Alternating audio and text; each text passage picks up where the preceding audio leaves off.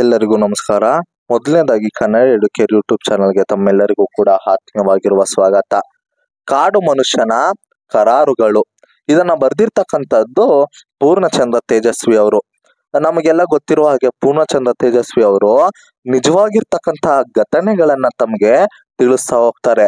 ಹಾಗಿದ್ರೆ ಈ ಪಾಠದಲ್ಲಿ ಏನಿದೆ ಅಂತಕ್ಕಂಥದ್ದನ್ನ ನಾವು ನೋಡ್ತಾ ಹೋಗೋದಾದ್ರೆ 1854ರಲ್ಲಿ ಅಮೆರಿಕ ಸಂಯುಕ್ತ ಸಂಸ್ಥಾನದ ಅಧ್ಯಕ್ಷರು ಅಲ್ಲಿಗೆ ಮೂಲ ನಿವಾಸಿಗಳಾಗಿರ್ತಕ್ಕಂತಹ ರೆಡ್ ಇಂಡಿಯರನ್ನ ಯಜಮಾನನಿಗೆ ಅವರಿರುವಂತಹ ಕಾಡನ್ನ ಸರ್ಕಾರಕ್ಕೆ ಮಾರಬೇಕಂತಕ್ಕಂಥದನ್ನ, ಅದಕ್ಕೆ ಬದಲಾಗಿ ಅವರಿಗೆ ಅಮೆರಿಕದ ಬೇರೆಡೆಗಳಲ್ಲಿ ವಿಸ್ತಾರವಾಗಿರ್ತಕ್ಕಂಥ ಕಾಡನ್ನ ಕೊಡಲಾಗುವುದೆಂದು ಹೇಳಿ ಕಳಿಸಿರ್ತಾರೆ.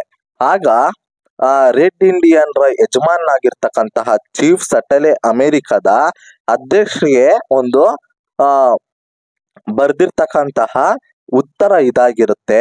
ಮನುಷ್ಯ ಇತಿಹಾಸದಲ್ಲಿ ಮಾನವನೊಬ್ಬ ಪರಿಸರದ ಬಗ್ಗೆ ಹೇಳಿರ್ತಕ್ಕಂತಹ ಮಹೋನ್ನತತೆ ಹೇಳಿಕೆ ಇದಾಗಿರುತ್ತೆ. ನಂತರ ಅಮೆರಿಕದ ಅನಾಗರಿಕತೆ ಕಾಡು ಮನುಷ್ಯರ ಯಜಮಾನನ ಈ ಮಹಾನ್ ತಿಳುವಳಿಕೆಯನ್ನ ನಾವಿನ್ನು ಅರ್ಥ ಮಾಡಿಕೊಳ್ಳುವ ಸ್ಥಿತಿಯಲ್ಲಿಲ್ಲ. ನೀರು, ನದಿ, ನೆಲಗಳು ಹಾಳಾಗಿವೆ ಅಂತ ಹಾಳು ಮಾಡಿಕೊಂಡು ನಾವು ಚೆರ್ನೋಬಿಲ್, ಭೋಪಾಲ್ಗಳೆಲ್ಲ ಲಕ್ಷಾಂತರ ಜನಗಳನ್ನ ಬಲಿ ಕೊಟ್ಟ ಅನಂತರವೂ ಸಹ ಅದು ಹೇಗೆ ಆಕಾಶವನ್ನ, ಗಾಳಿಯನ್ನ, ಭೂಮಿಯನ್ನ ಮಾರಲಾಗುತ್ತೆ, ಈ ಕಲ್ಪನೆ ನಮಗಂತೂ ಕೂಡ ಇಲ್ಲ. ಗಾಳಿಯ ಶುದ್ಧತೆ ಇರ್ಬೋದು, ನೀರಿನ ಹೊಳಪಿಗೆ ನಾನು ಒಡೆಯನಲ್ಲದಿದ್ದರೆ ಅದನ್ನ ಹೇಗೆ ತಾನೇ ಇನ್ನೊಬ್ಬರಿಗೆ ಮಾರುವುದು ಅಂತಕ್ಕಂತಹ ಪ್ರಶ್ನೆಯನ್ನ ಹಾಕ್ತಾರೆ. ನಂತರ ಈ ಭೂಮಿಯ ಪ್ರತಿಯೊಂದು ನಮ್ಗೆ ಪೂಜ್ಯವಾಗಿ ಒಳಿತಕ್ಕಂತಹ ಪೈನ್ ಎಲೆಗಳಿರ್ಬೋದು, ಯುಗ ಯುಗಿಸುವಂತಹ ಮರಳಿನ ದಂಡೆಗಳು, ಮಂಜು ಮುಗಿಸಿರ್ತಕ್ಕಂತಹ ನಸುಕತ್ತಳುಗಳು, ಮಹಾರಣ್ಯಗಳು, ಗುಯಿಗುಡುವಂತಹ ಚೀರುವ ಪ್ರತಿ ಕೀಟಸ್ತೋಮಗಳು ಕೂಡ ನಮ್ಮಿಂದ ಪೂಜಿಸಲ್ಪಡುತ್ತೆ. ನಮ್ಮ ಪ್ರೀತಿ ವಿಶ್ವಾಸಗಳು ಈ ಗಿಡ ಮರಗಳೊಂದಿಗೆ ಜೀವ ದ್ರವ್ಯವೊಡನೆ ಹರಿತಾ ಇದೆ ಅಂತಕ್ಕಂಥದ್ದನ್ನ ನಾವು ನೋಡ್ಬೋದು. ನಂತರ ಬಿಳಿಯ ಮನುಷ್ಯ ಸತ್ತ ಮೇಲೆ ಅವನು ತನ್ನ ತಾಯಿ ಭೂಮಿಯನ್ನ ಬಿಟ್ಟು ಚುಕ್ಕಿಗಳೆಡರಲ್ಲೇ ಸ್ವರ್ಗಕ್ಕೆ ಹೋಗುತ್ತಾನೆ. ಆದರೆ ಮೃತವಾದಂತಹ ರೆಡ್ ಇಂಡಿಯನ್ ತನ್ನ ಸುಂದರ ಭೂಮಿಯನ್ನ ಮಡಿಲನ್ನ ಬಿಟ್ಟು ಹೋಗುವುದೇ ಇಲ್ಲ ಅಂತಕ್ಕಂಥದ್ದನ್ನ ಹೇಳ್ತಾರೆ. ನಂತರ ನಾವು ಈಗಲೂ ಆಮೇಲೂ ಭೂಮಿಯ ಒಂದು ಭಾಗವಾಗಿದ್ದೀವಿ. ಭೂಮಿ ನಮ್ಮ ಒಂದು ಭಾಗ. ಸುಗಂಧ ಸೂಸಿರ್ತಕ್ಕಂತಹ ಹೂಗಳಿರ್ಬೋದು, ನಮ್ಮ ಅಕ್ಕ ತಂಗಿರವು, ಜಿಂಕೆ, ಕುದುರೆ, ಗರುಡ ಇವೆಲ್ಲ ನಮ್ಮ ಅಣ್ಣ ತಮ್ಮದಿರು. ಕಲ್ಲು ಬಂಡೆಗಳು, ಈ ಪ್ರಾಪಾಪ್ತಗಳು, ಹರಿದ್ವಾರದ ಈ ಬಯಲುಗಳು, ಬೆಚ್ಚನೆ ಬೀಸ ಎನ್ನುವ ಕುದುರೆಗಳು ಎಲ್ಲ ನಮ್ಮ ಕುಟುಂಬದ ವಿವಿಧ ಮುಖಗಳಾಗಿವೆ ಅಂತಕ್ಕಂಥದ್ದನ್ನ ನಾವಿಲ್ಲಿ ನೋಡಬಹುದು. ಬಿಳಿಯ ಜನರ ಪರಮೋಚ್ಚ ಯಜಮಾನ ನಮ್ಮ ಭೂಮಿಯನ್ನ ಕೊಂಡಿಕೊಳ್ಳುತ್ತಾನೆ ಅಂತನ್ಬಿಟ್ಟು ಹೇಳಿ ಕಳಿಸಿದ್ರೆ ನಮ್ಮ ಪ್ರಾಣವನ್ನೇ ಕೇಳಿದ ಹಾಗೆ ಅಂದ್ರೆ ಈ ಬ್ರಿಟಿಷರು ನಮ್ಮ ಭೂಮಿಯನ್ನ ಕೇಳಿದ್ರೆ ನಮ್ಮ ಪ್ರಾಣವನ್ನೇ ಕೇಳಿದ ಹಾಗೆ ಅಂತಕ್ಕಂಥದ್ದನ್ನ ಹೇಳ್ತಾರೆ. ಆದ್ರೆ ಅಮೆರಿಕದ ಅಧ್ಯಕ್ಷ ಇಡೀ ನಮ್ಮೆಲ್ಲರಿಗೂ ಯಜಮಾನ, ಅಂದ್ರೆ ಇಡೀ ಪ್ರಪಂಚಕ್ಕೆ ಯಜಮಾನ. ನಾವೆಲ್ಲ ಅವನ ಮಕ್ಕಳು. ಆತನ ಮಾತಿಗೆ ನಾವು ಗೌರವ ಕೊಡ್ತೇವೆ. ನಮ್ಮ ಭೂಮಿ ಕೊಳ್ಳುತ್ತೇನೆಂದು ಆತ ಹೇಳಿ ಕಲಿಸುವುದನ್ನು ನಾವು ಪರಿಗಣಿಸ್ತೇವೆ. ಆದ್ರೆ ಅದು ಅಷ್ಟು ಸುಲಭ ಇಲ್ಲ. ಯಾಕಂದ್ರೆ ಈ ಭೂಮಿ ಅಂದ್ರೆ ಅಮೆರಿಕದ ಅಧ್ಯಕ್ಷ ಎಲ್ಲರಿಗೂ ಕೂಡ ದೊಡ್ಡವರು, ದೊಡ್ಡ ವ್ಯಕ್ತಿತ್ವ, ನಾವು ಅದನ್ನ ಗೌರವಿಸ್ತೇವೆ. ಅವ್ರು ಹೇಳಿ ಕಳ್ಸಿರೋದ್ರಲ್ಲಿ ತಪ್ಪೇನಿಲ್ಲ. ಯಾಕಂದ್ರೆ ಹೇಳ್ ಕಳ್ಸೋದು, ಈಗ ನಮ್ಮ ಹತ್ರ ಭೂಮಿ ಇದೆ ಅಂತಂದು ಹೇಳ್ ಕಳ್ಸೋದು ಸಹಜ. ಅವ್ರ ಮಕ್ಳಿದ್ದಂಗ ನಾವು ಹೇಳ್ ಕಳಿಸ್ಲಿ. ಆದ್ರೆ ಅವರು ಅಂದ್ರೆ ನಾವು ಒಪ್ಕೊಳ್ತಕ್ಕಂಥದ್ದು ಅಷ್ಟು ಸುಲಭ ಇಲ್ಲ. ಯಾಕಂದ್ರೆ ಈ ಭೂಮಿ ನಮಗೆ ಮಾತ್ರ ಸೇರಿರ್ತಕ್ಕಂತಹದ್ದು ಅಂತಕ್ಕಂಥದ್ದನ್ನ ಇಲ್ಲಿ ಹೇಳ್ತಾರೆ. ಈ ನದಿ ತೊರೆಗಳಲ್ಲಿ ಹೊಳೆಯುತ್ತಾ ಹರಿಯುವ ನೀರು ನಮಗೆ ಬರೀ ನೀರಲ್ಲ, ನಮ್ಮ ಪುರಾತನದ ರಕ್ತ ಅದು. ನಾವೇನಾದರೂ ಈ ಭೂಮಿಯನ್ನ ನಿಮಗೆ ಕೊಟ್ಟರೆ ನಮಗೆ ಪವಿತ್ರವಾದುದನ್ನೇ, ಪ್ರಾಣ ಪ್ರಿಯವಾಗಿದ್ದನ್ನೇ ನಿಮಗೆ ಕೊಟ್ಟಿದ್ದೇವೆ ಎಂಬುದನ್ನ ನೀವು ಮರೆಯಬಾರದು. ಅಂದ್ರೆ ನೀವೇನಾದರೂ ಕೇಳಿದ್ರೆ ಇಲ್ಲಿ ಹರಿತಾ ಇರ್ತಕ್ಕಂತಹದ್ದು ಬರೀ ನದಿಯಲ್ಲ, ನಮ್ಮ ಪೂರ್ವ ಜನ್ಮದ ರಕ್ತ ಇರ್ಬೋದು. ನೀವೇನಾದರೂ ಈ ಭೂಮಿಯನ್ನ ಕೊಂಡಿಕೊಳ್ಳುವ ಪ್ರಯತ್ನವನ್ನ ಮಾಡಿದರೆ ಅದು ನಮ್ಮ ಜೀವವನ್ನೇ ಕೊಂಡುಕೊಳ್ಳುವ ಹಾಗೆ ಅಂತಕ್ಕಂಥದ್ದನ್ನ ನೀವು ಮರಿಬಾರ್ದು. ನಮ್ಮ ಜೀವವನ್ನೇ ನಿಮಗೆ ಕೊಟ್ಟಿದ್ದೀವಿ ಅನ್ನೋದನ್ನ ಮರಿಬಾರ್ದು. ನಿಮ್ಮ ಮಕ್ಕಳು ಮೊಮ್ಮಕ್ಕಳಿಗೆ ಇದು ಪವಿತ್ರ ಎನ್ನುವುದು ಕಲಿಸಿಕೊಡಬೇಕು. ಈ ಕೊಳ ಸರೋವರಗಳು ಸ್ಪಂದಿಸ್ತಕ್ಕಂತ ಪ್ರತಿಬಿಂಬಗಳು ನಮ್ಮ ಜನರ ಆತ್ಮವೇ ಇದೆ. ಈ ನದಿಯ ಹರಿವ ನೀರು ನನ್ನ ತಾಯಿಯ ತಂದೆಯ ಮಾತುಗಳನ್ನ ಸಹ ಪ್ರತಿಪಾಲಿಸ್ತದೆ. ಇದು ಒಂದು ಪವಿತ್ರವಾಗಿರ್ತಕ್ಕಂತಹ ಸ್ಥಳ ಅಂತಕ್ಕಂಥದ್ದು ಅಂದ್ರೆ ಅಮೆರಿಕದ ಅಧ್ಯಕ್ಷರಿಗೆ ಹೇಳ್ತಾರೆ, ನಿಮ್ಮ ಮಕ್ಕಳು ಮೊಮ್ಮಕ್ಕಳು ಮರಿಮೊಮ್ಮಕ್ಕಳಿಗೂ ಕೂಡ ಗೊತ್ತಾಗ್ಬೇಕು, ಇದು ಬರೀ ನದಿಯಲ್ಲ, ನಮ್ಮ ತಂದೆ ತಾಯಿಗಳ ಆಶೀರ್ವಾದ, ನಮ್ಮ ತಂದೆ ತಾಯಿಗಳು ಬಿಟ್ಟೋಗಿರ್ತಕ್ಕಂತಹ ಒಂದು ಪ್ರತಿಫಲ ಇದು, ಅವರ ಮಾತುಗಳ ಪ್ರತಿಫಲ ಇದು ಅಂತಕ್ಕಂಥದ್ದನ್ನ ಇಲ್ಲಿ ಹೇಳ್ತಾರೆ. ಈ ನದಿಗಳೆಲ್ಲ ನಮ್ಮ ಅಣ್ಣ ತಮ್ಮಂದಿರು. ನಮ್ಮ ದಾಹ ನಿವಾರಿಸಿದರೆ, ನಮ್ಮ ದೋಣಿಗಳು ಸಾಗಿಸಿದರೆ, ನಮ್ಮ ಮಕ್ಕಳು ಮರಿಮೊಮ್ಮಕ್ಕಳು ಹುಟ್ಟುಕೊಟ್ಟು ಸಾಕಿದ್ದಾರೆ.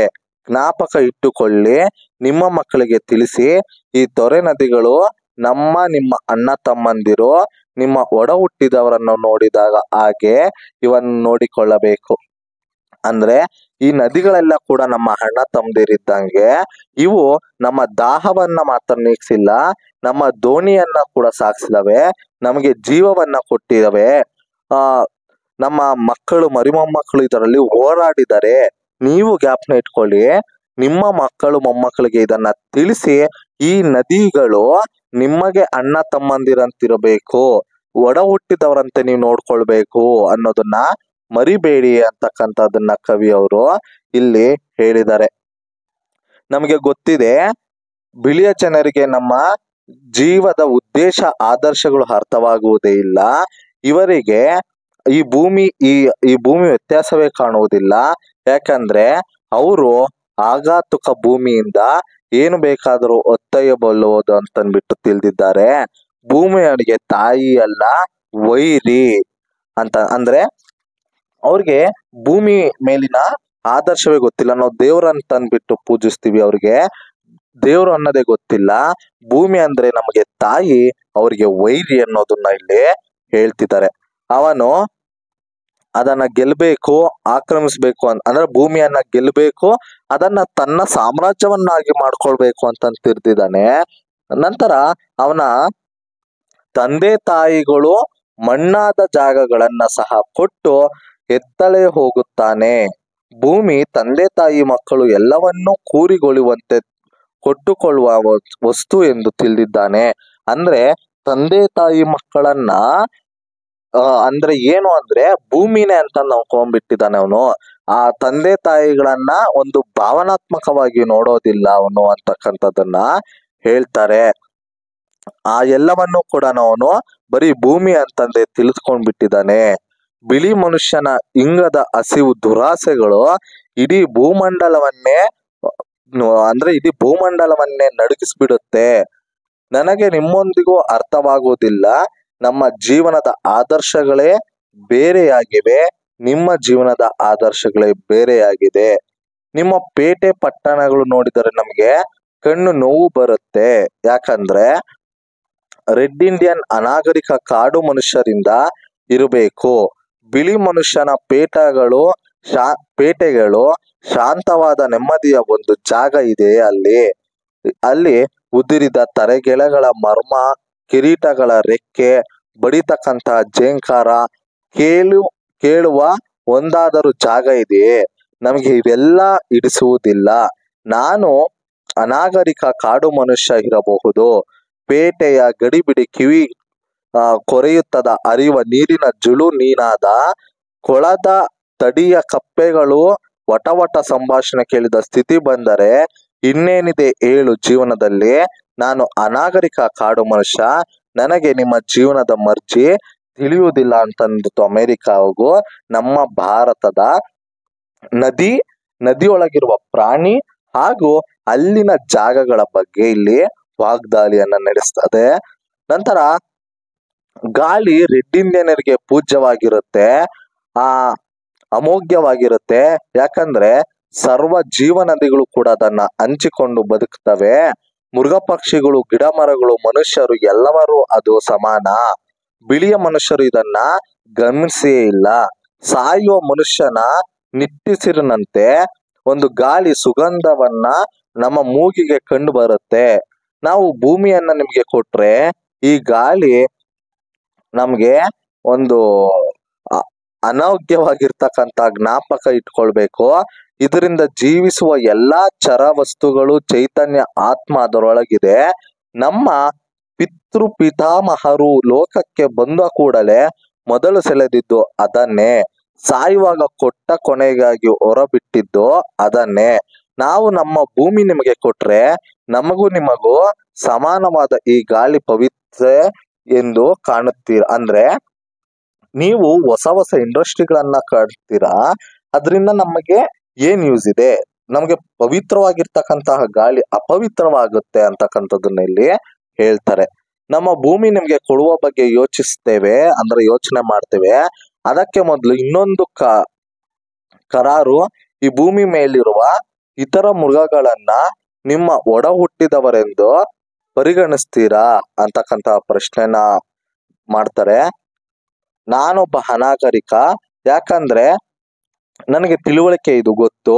ನಾನು ನಿಮ್ಮ ವಿಶಾಲ ಹಲ್ಲುಗಾವಲಿನಲ್ಲಿ ಸಾಗುವ ನಿಮ್ಮ ರೈಲುಗಳಿಂದ ಬಿಳಿ ಮನುಷ್ಯರ ಗುಂಡು ಒಡೆದುಕೊಂಡು ಸಹಸ್ರಾರು ಕಾಡುಗಳಿಗೆ ದೇಹ ಬಯಲಲ್ಲಿ ಕೊಳೆಯುತ್ತೆ ಬಿದ್ದಿದ್ದನ್ನ ನೋಡಿದ್ದೇನೆ.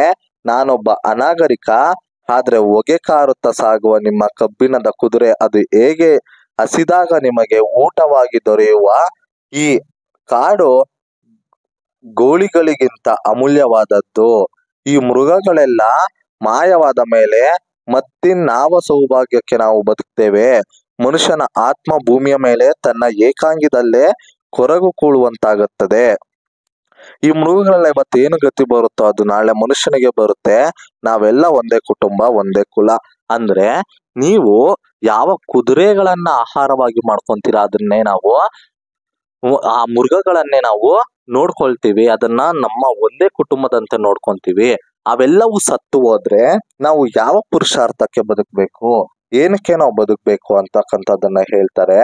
ನಿಮ್ಮ ಮಕ್ಕಳು ಕಳಿಸಿ ನಾವೆಲ್ಲ ನಿಂತಿರೋ ಭೂಮಿ ನಮ್ಮೆಲ್ಲ ಪುರಾತನರು ಮಣ್ಣಾದ ಫಲವತ್ತಾದ ನೆಲ ಎನ್ನುವುದನ್ನ. ಅಂದ್ರೆ ನಿಮ್ಮ ಮಕ್ಕಳನ್ನ ಇವತ್ತೇನ್ ಕಳ್ಸಿದ್ದೀರಿ, ಈ ನೆಲ ಫಲವತ್ತಾಗಿರ್ತಕ್ಕಂತಹ ನೆಲ. ನಮ್ಮ ಮಕ್ಕಳಿಗೆ ನಾವು ಭೂಮಿ ನಮ್ಮ ತಾಯಿ ಎಂದು ತಿಳಿಸಿರುವುದನ್ನ ನಿಮ್ಮ ಮಕ್ಕಳಿಗೆ ಹೇಳಿಕೊಡ್ತೀರಾ? ಅಂದ್ರೆ ನಮ್ಮ ಭೂಮಿ ನಾವು ನಮ್ಮ ತಾಯಿಗೆ ಸಮಾನ ಅಂತಕ್ಕಂಥದ್ದನ್ನ ತಿಳಿಸ್ಕೊಟ್ಟಿದೀವಿ. ಅದು ನಿಮ್ಮ ಮಕ್ಕಳಿಗೆ ನೀವು ಹೇಳ್ಕೊಡ್ತೀರಾ? ಅದರ ಮೇಲೆ ಉಗಿದರೆ ನಿಮಗೆ ಉಗಿದಂತೆ, ಅದಕ್ಕೆ ಮಾಡಿದ ಅನ್ಯಾಯ ನಿಮಗೆ ಮಾಡಿಕೊಂಡ ಅನ್ಯಾಯ. ಅಂದ್ರೆ ನಾವು ಈಗೇನಾದ್ರೂ ಭೂಮಿ ಮೇಲೆ ಉಗಿದ್ರೆ ಅದು ನಮ್ಮ ಮಖಕ್ಕೆ ಉಗಿದುಕೊಂಡಂತೆ. ನಾವೀಗೇನಾದ್ರೂ ಭೂಮಿಗೆ ಅನ್ಯಾಯ ಮಾಡಿದ್ರೆ ಅದು ನಮಗೆ ನಾವೇ ಅನ್ಯಾಯ ಮಾಡಿಕೊಳ್ಳುವುದಂತೆ. ಅದು ನಿಮಗೆ ಗೊತ್ತಿಲ್ಲವೇ ಅಂತಕ್ಕಂಥದ್ದನ್ನ ಹೇಳ್ತಾರೆ. ನಮ್ಗೆ ಗೊತ್ತಿರುವುದು ಇಷ್ಟು, ಈಗ ನೀವು ಕೇಳುತ್ತಿರುವ ಈ ಭೂಮಿ ನಮಗೆ ಸೇರಿದ್ದಲ್ಲ, ನಾವು ಅದಕ್ಕೆ ಸೇರುವವರು. ಆದ್ದರಿಂದ ಹೊಮ್ಮಿದ ಸರ್ವವು ಒಂದೇ, ರಕ್ತದ ಒಂದೇ ಕುಟುಂಬ. ಅಂದ್ರೆ ಈ ಭೂಮಿ ನಮಗ್ ಸೇರಿದ್ದಲ್ಲ, ಆದ್ರೆ ಈ ಭೂಮಿಗೆ ನಾವು ಸೇರಿದವರು. ಅಂದ್ರೆ ಈ ಭೂಮಿಗೆ ನಾನು ಒಡೆಯ ಅಲ್ಲ, ಈ ಭೂಮಿಗೆ ನಾನು ಒಡೆಯ ಅಲ್ಲ, ಆದ್ರೆ ನನಗೆ ಒಡೆಯ ಯಾರು? ಭೂಮಿಗೆ ನಾವೆಲ್ಲರೂ ಒಂದು ರೀತಿಯ ಮಕ್ಕಳು, ಆ ರಕ್ತದ ಕುಟುಂಬ ಇದು ಅಂತಕ್ಕಂಥದ್ದನ್ನ ಹೇಳ್ತಾರೆ. ನಮ್ಗೆ ಇಷ್ಟು ಗೊತ್ತು. ಒಂದು ದಿನ ಹಠಕ್ಕಾಗಿ ಬಿಳಿ ಮನುಷ್ಯನಿಗೂ ಇದು ತಿಳಿಯುತ್ತೆ. ಅದೇನೆಂದರೆ ನಮ್ಮ ದೇವರೇ ನಿಮ್ಮ ದೇವರು ಸಹ ಅನ್ನೋದು. ನೀವು ಭೂಮಿಯನ್ನ ಮಾತನಾಡುತ್ತಿರುವೆಯೇ, ಕೊಂಡುಕೊಳ್ಳಬಹುದೆಂದು ತಿಳಿದಿದ್ದರೋ ಏನೋ, ಅದು ಮಾತ್ರ ಎಂದೂ ಸಾಧ್ಯ ಇಲ್ಲ ತಿಳಿದಿರಿ. ಅವರನ್ನು ಯಾರೂ ಮಾರುವುದಿಲ್ಲ, ಕೊಳ್ಳುವುದೂ ಇಲ್ಲ. ಅಂದ್ರೆ ನಾವು ಪೂಜಿಸ್ತಾ ಇರ್ತಕ್ಕಂತಹ ದೇವರೇ ಮುಂದೆ ನೀವು ಪೂಜಿಸಲ್ಪಡುತ್ತೀರಿ. ಈಗ ನೀವೇನ್ ಮಾರ್ಬೇಕು ಅನ್ಕೊಂಡಿದ್ದೀರಿ, ಅದು ತಗೋಬೇಕು ಅಂತಿದ್ದೀರಿ, ಅದು ಸಾಧ್ಯ ಇಲ್ಲ. ಯಾಕಂದ್ರೆ ಇದು ನಮಗ್ ಸೇರಿತ್ತು ಅಂತಕ್ಕಂಥದ್ದನ್ನ ಹೇಳ್ತಾರೆ. ಯಾವುದೋ ಮಹಾನ್ ಉದ್ದೇಶದಿಂದ ದೇವರು ನಿಮ್ಗೆ ರೆಡ್ ಇಂಡಿಯನ್ನರ ಮೇಲೆ, ಈ ಭೂಮಿಯ ಮೇಲೆ ಅಧಿಕಾರ ಕೊಟ್ಟಿದ್ದಾರೆ ಗೊತ್ತಿಲ್ಲ. ಆದ್ರೆ ಈ ತೊಟ್ಟಿಲನ್ನೇ ನೀವು ಗಲೀಜೆಬ್ಬಿಸಿ ಮೂತ್ರದ ಕೆಲಸದಿಂದ ತುಂಬಿಕೊಂಡರೆ ಒಂದು ರಾತ್ರಿ ಉಸಿರುಗಟ್ಟಿ ನೀವು ಸಾಯ್ತೀರಿ ಅಂತಕ್ಕಂಥ ಎಚ್ಚರಿಕೆಯನ್ನ ಕೊಡ್ತೀರಿ. ನಮಗೆ ಗೊತ್ತು, ಇವತ್ತು ನಮ್ಮ ಜೀವನದ ಗುರಿಯೇ ಅರಿವಾಗ್ತಕ್ಕಂತಹ ರಹಸ್ಯವಾಗಿದೆ. ಏಕೆ ಕಾಡುಗಳಿಗೆ ಕಗ್ಗೊಲೆ ಆಯ್ತೋ, ಯಾಕೆ ಕಾಡುಗಳು ಕಗ್ಗೊಲೆ ಆಯ್ತೋ, ಯಾಕೆ ಕಾಡು ಗೂಡುಗಳನ್ನ ಬಂಧಿಸಿ ಎಳ್ದೊಯ್ತಾ ಇದ್ರು ನೀವು, ಯಾಕೆ ಕಾಡು ಕೊಚ್ಚಿ ಅಲ್ಲಿ ಮಾತನಾಡ್ತಕ್ಕಂತಹ ತಂತಿಗಳನ್ನ ಎಳೆದೊಯ್ರೋ, ಎಲ್ಲಿಂದ ಈಗ ಮಹಾರಣ್ಯ ನಾಮಾವಶೇಷ, ಎಲ್ಲಿದ್ದಾನೆ ನಮ್ಮ ಗರುಡ, ನಾಮಾವಶೇಷ ಜೀವನ ಕೊನೆಯಾಗಿ ಜೀವನ ಉಳಿಸಿಕೊಳ್ತಕ್ಕಂತಹ ಹೋರಾಟ. ಅಂದ್ರೆ ಪ್ರತಿಯೊಬ್ರು ಹೀಗೆ ಮುಂದುವರೆದ್ರೆ ಜೀವವನ್ನ ಉಳಿಸಿಕೊಳ್ತಕ್ಕಂತಹದಕ್ಕೆ ಹೋರಾಟಗಳನ್ನ ಮಾಡ್ಬೇಕಾಗ್ತಕ್ಕಂಥದ್ದನ್ನ ಇಲ್ಲಿ ಎಚ್ಚರಿಕೆಯಿಂದ ಕವಿಯವರು ನಮಗೆ ತಿಳಿಸ್ಕೊಟ್ಟಿದ್ದಾರೆ ಅಂತಕ್ಕಂಥದ್ದನ್ನ ನಾವು ನೋಡಬಹುದು ಅಂತಂದು ಹೇಳ್ತಾ ಈ ಒಂದು ಪಾಠವನ್ನ ಮುಗಿಸೋಣ. ಇನ್ನು ಯಾರಾದ್ರೂ ನಮ್ಮ ಯೂಟ್ಯೂಬ್ ಚಾನಲ್ನ ಸಬ್ಸ್ಕ್ರೈಬ್ ಮಾಡಿಲ್ಲ ಅಂದ್ರೆ ಸಬ್ಸ್ಕ್ರೈಬ್ ಮಾಡಿ ಅಂತ ಕೇಳ್ಕೊಳ್ತಾ, ನಮ್ಮ ಯೂಟ್ಯೂಬ್ ಚಾನಲ್ನ ವೀಕ್ಷಿಸಿದ ತಮ್ಮೆಲ್ಲರಿಗೂ ಕೂಡ ಆತ್ಮೀಯವಾಗಿರ್ತಕ್ಕಂಥ ಧನ್ಯವಾದಗಳನ್ನ ತಿಳಿಸ್ತೀನಿ. ಧನ್ಯವಾದಗಳು.